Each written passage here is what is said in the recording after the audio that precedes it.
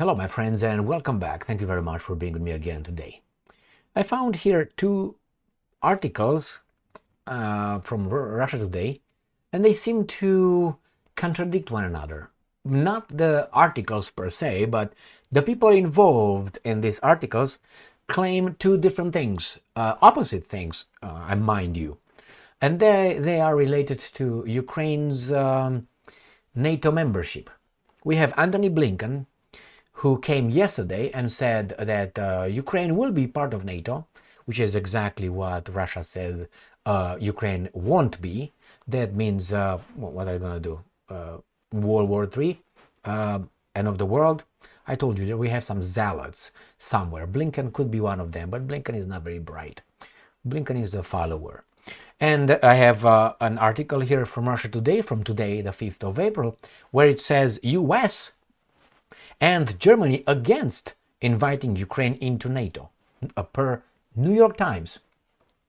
Let's start with the article, the first article, obviously, with Blinken, the foreign minister, Secretary of State of the United States of America, from the 4th of April, right here, from 7:44 p.m. Ukraine, and I'm quoting, will become a member of NATO, the top US diplomat says.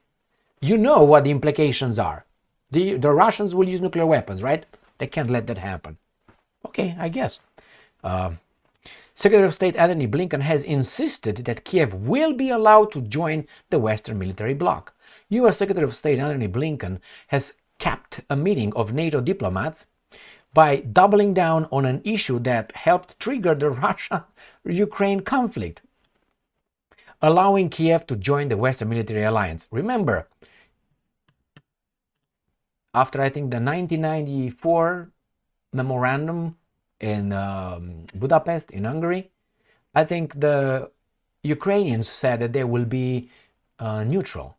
That was not belong to either side. Then in 2014, big jump, don't you think? Only 10 years.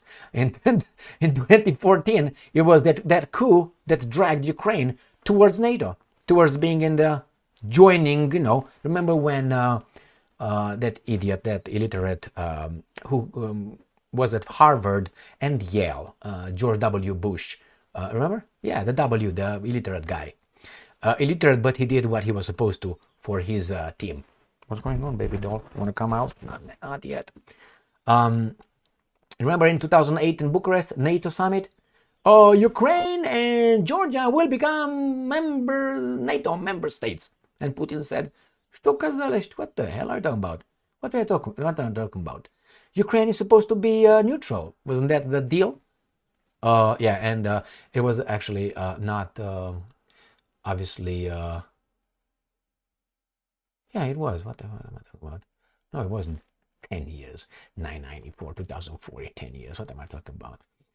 Jesus Christ. Anyway, so remember when it's 20 years. God damn it. Something was not right.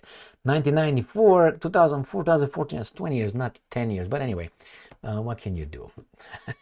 So when he said that, already Ukraine showed that it's not going to be a neutral country anymore. Therefore, everything goes. So who broke first the contract, the neutrality? I think Ukraine, but hey, who knows, right? Let's read further. So this guy said that triggered Russia-Ukraine conflict, allowing Kiev to join the Western military alliance. And I'm quoting, Ukraine will become a member of NATO, Blinken told reporters on Thursday in Brussels.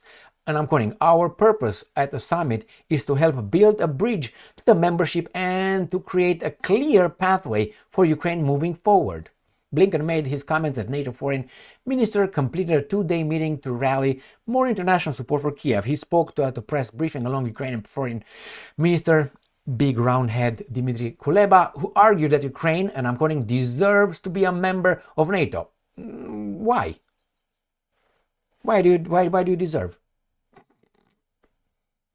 The Ukrainian diplomat added, and I'm quoting, this should happen sooner rather than later. The determination of NATO members to back Ukraine remains rock solid, Blinken said at Thursday's press briefing, and I'm quoting, "We will do everything we can. Allies will do everything that they can to ensure that Ukraine has what it needs to continue to deal with Russian ongoing aggression." Okay, so that's the first one, right? Remember, 1994 Budapest Memorandum. Now, Russia Today, this is the next day, today, 5th of April 2024. US and Germany against inviting Ukraine into NATO, New York Times. Now, by reading this title, you say, well, these guys don't want Ukraine into NATO. But judging by these guys' statements, it's a kind of a contradiction. But maybe there's some details here. The bloc wants to find, and I'm quoting, "a middle ground in helping Kiev as it is in danger of losing the war," the paper reports. The US and Germany are reluctant to accept Ukraine into NATO. How in the hell they're reluctant? Can you read this one? Reluctant. Despite fears of Kiev's military collapse under Russian pressure, the New York Times reported on Thursday, officials in the US-led bloc are worried that such a drastic move would draw into the biggest land war in Europe since 1945. The paper said, adding the NATO is looking for a middle ground instead. The middle ground flew away in 2021 in December, November, October, and then January 2022. That's when it flew away, when the Russians insisted NATO to come to terms and give them, legal bounding, whatever documents, signatures and agreements and assurances that these guys will not join NATO. Those guys said, you go ahead, what are you going to do? And Putin said, we're going to go ahead and take care of these guys. And in the meantime, we're going to defend our Russian-speaking population in the east of Ukraine. Like the Poles will do when the Russians are going to move westward in Ukraine. The same thing will Poland do. I fucking guarantee you that. When the Russians will move westward, if they're going to move, and I suspect they will, the Poles will enter to meet the Russians in the middle. I guarantee you that. To defend and protect the Polish-speaking population in the west of Ukraine. Isn't that what the Russians did? Isn't that what the Nazis and the Soviets did? Soviets meaning Ukrainians too? No? Remember the Katyn forest, my Polish friends? Remember? Well, who did it? Oh, the Soviet commissars. And who are the same Soviet commissars? Oh, the ones that now are telling you, hey, help us. We, the Ukrainians, are in need. You gotta be fucking kidding me. And you're not. So, it says, these concerns are said to be shared by Berlin and Washington, which are opposed to opening membership talks with Ukraine at NATO summit in Washington in July. At the same time, they champion long-term security assistance commitments to Ukraine. On Wednesday, NATO Secretary General Jens Stoltenberg, loser, urged the bloc members to focus on providing Ukraine with real, and I'm quoting, reliable and predictable security assistance rather than voluntary donations. The NATO chief, that means like making legal clear we're in it, like we knew already.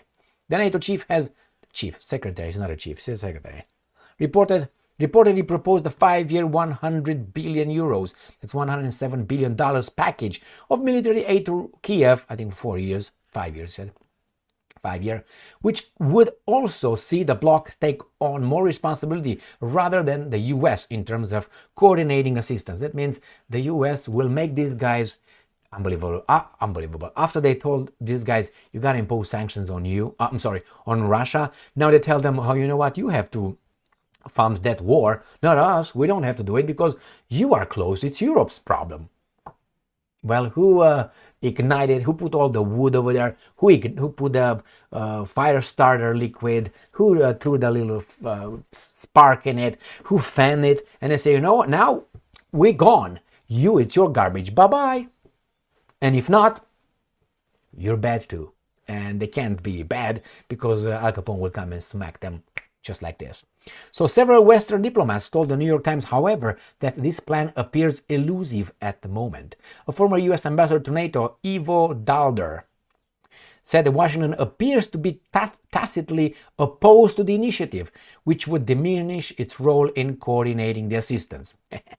Hungary, another NATO member, has publicly spoken out against any moves that could make the bloc more involved in the conflict. It is also unclear how NATO could compel members to contribute to the 100 billion euro package over such a long period of time? The report says that's easy. That's easy. They put the right people in charge, like here, and they're gonna make decisions without asking you. Bye bye, you go and vote next time. Hey, mail in ballot. You can't make shit up. However, and I'm quoting, none of these things may matter by summer if Russia continues to push back Kiev's troops, as Ukraine is, and I'm quoting, in danger of losing the war, the New York Times said. In recent weeks, Russia condemned, What do you think will happen? I mean, it's clear this guy won't let go of Ukraine. The other guys told them, we won't let you take Ukraine. You didn't want to negotiate. You didn't want to have Ukraine as a buffer zone. You didn't want it to be a neutral.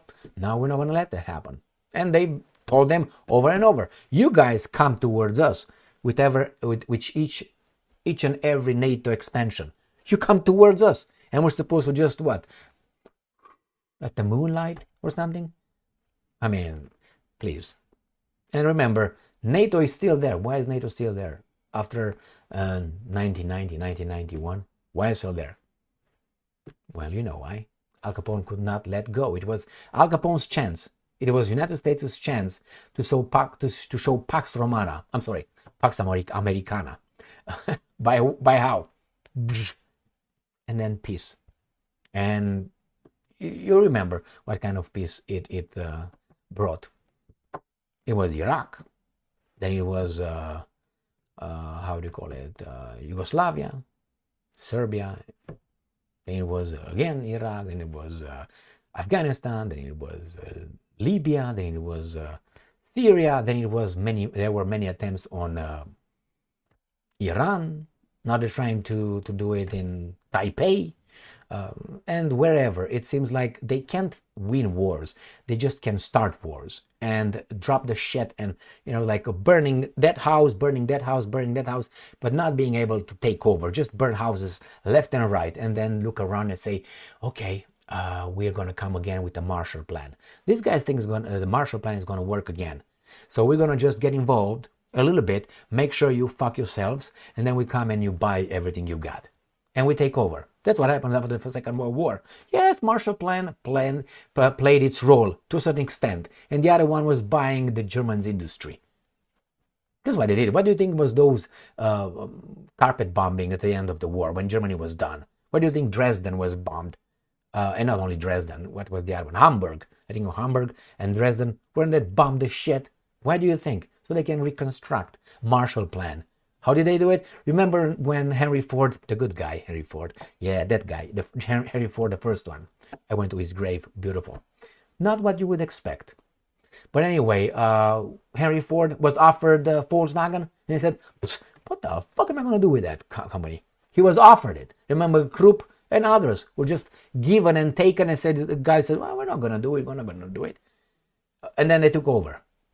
Another Marshall Plan, they want to do it in Europe again by having these guys maybe get in a hot war, conventional war with the Russians, have their industry destroyed, and then the Americans are coming and saying, peace, guys, come on, kids, peace. Okay, we're going to reconstruct you. That means we're going to take over you. God damn it. That's what happened after the Second World War. Europe's economy, American economy, it was not even like that. It was like that. And then these guys fucked themselves, and these guys, okay, took over. And then the hegemony was for about, what, 30 years? And Europe got back. Oh, what can we do? We can compete. How can we do? Let's fuck the Russians first with a cheap, these guys are going to have a good industry. How? Buy resources, cheap resources from the Russians. Oh, let's destroy that deal. We're going to provide these guys with more expensive, and we're going to be the ones that can blackmail them whenever we want. Including, we're going to subsidize our garbage industries here, and those guys from Europe, from Germany especially, will move to the United States of America. Therefore, we're going to just buy them like that. In the meantime, we'll make sure that the Russians somehow they collapse by imposing sanctions on them through these imbeciles that now they have to fight against the Russians. Great. Do you think the Europeans don't know that? And even more, they do. That tells you that what? Corrupt, weasels, bought, traitors. What's going on over there? Well, close your eyes and peek. Yes, my friends, NATO. These guys are, as I watched the video today with with Lavrov at United Nations, and he said it doesn't make sense. It doesn't make sense. They said, let's allow Ukraine to be a NATO member state immediately when the Russians invaded. So therefore, the Russians will not dare to fight NATO. And then now they say, well, Russia wants to invade NATO, wants to attack NATO. Then what was the purpose at the beginning when they said, well, how about we admit Ukraine immediately into NATO, therefore the Russians will not dare to deal with us. But now they tell us, no, actually Russia wants to attack Europe, wants to invade Europe, NATO. How does this make sense? In what, in 2 years? My friends, these guys are baboons. We're not. We're just gorillas. They're just baboons. All right, thank you very much for being with me again today. Stay strong, stay smart, look for the truth, and be just.